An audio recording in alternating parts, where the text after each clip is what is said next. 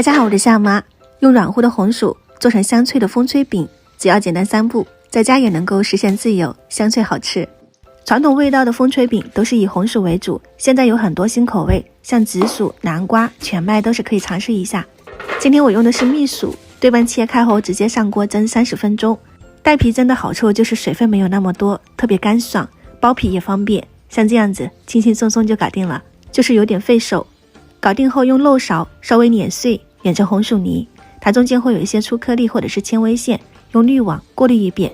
用刮板挤压着刮还是比较快速，刮出来的红薯泥真的就是细如沙，跟豆沙一样的质地，特别的细腻。配料也简单，只需要3样：白糖、淀粉和食用油。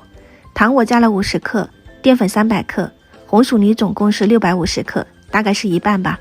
揉出来的状态是这样子，软硬适中。最后加入20克的食用油，怼均匀就可以了，然后再给它搓成长条，粗细和擀面杖差不多，然后切成同等份。这样做出来的话呢，每个饼都是差不多大的，大概可以做60-70张的风吹饼，接着就可以烙饼了。这个唯一的要求就是需要家里有这种双面压的电饼秤或者是蛋卷机，预热好后放入一个面剂，按压紧实，然后的话呢可以听到噼啪声，翻面，然后再烙上几秒钟，再翻面，直到完全没有冒烟就可以开锅了。全程中火，30-40秒一张饼，烙到最后得心应手，越来越快，颜色也会越来越好看。风一吹就能自动脱落，红薯味道的风吹饼就自制完成了。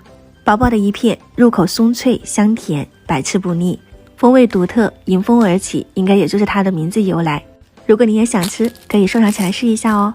喜欢我的视频，记得关注我，我是夏妈，我们下期再见。